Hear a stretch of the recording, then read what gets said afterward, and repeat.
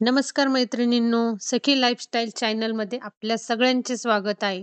तर मैत्रिणींनो, मी एक अशी शॉर्ट अशी रेसिपी तयार केलेली आहे. छोट्या भुकेसाठी, मुलं शाळेतनं आल्यावर भूक-भूक करतात त्यासाठी असं छोटीशी रेसिपी बनवणार आहे, शिरा. तर शिऱ्यासाठी आपण पहिले 2-3 चमचे तूप घेतलेलं आहे. त्याच्यामध्ये टाकणार आहोत 1 केळी कुस्करून. केळी तुपामध्ये अशी छान परतून घेतल्याने एक शिऱ्याला सुंदर अशी टेस्ट येते.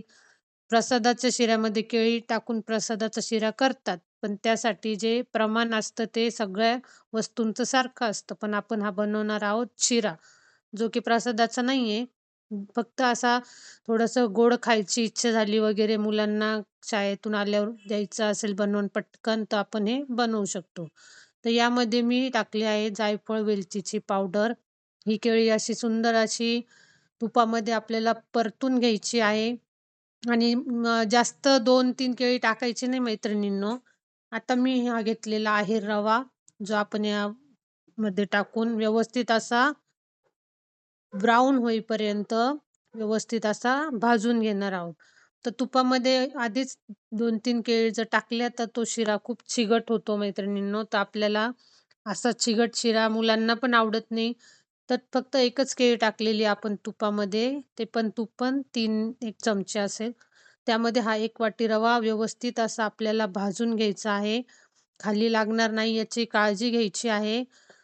कारण ही जी कढई आहे ही माझी स्टीलची होती आणि ते लागणार नाही याची मला काळजी घ्यायची होती. म्हणून ते मला जास्त वेळ हलवावं लागतंय. पण व्यवस्थित असा भाजण्यासाठी थोडं हलवण्याची तसदी घ्यावी लागणार आहे मैत्रिणींनो. जर शिरा खाली लागला तर तो चांगला लागत नाही, मुलं पण खात नाही. तर थोडंसं आपल्याला ते हलवायचं आहे. तर आता याच्यामध्ये मी टाकलेलं आहे 1 वाटी रव्यासाठी हे अर्धा वाटी दूध असेल आणि 1 वाटी पाणी असं 1.5 वाटी. आपण जेवढा रवा घेतो त्याच्यापेक्षा थोडंसं पाणी दुधाचं मिश्रण हे जास्त घ्यायचं आहे. आपल्याला इथे जास्त दुधाची पण आवश्यकता नाहीये. कारण हा प्रसादाचा शिरा नाहीये. हा घरात असाच खाण्यासाठी छोट्या भुकेसाठी आपण बनवणार आहोत.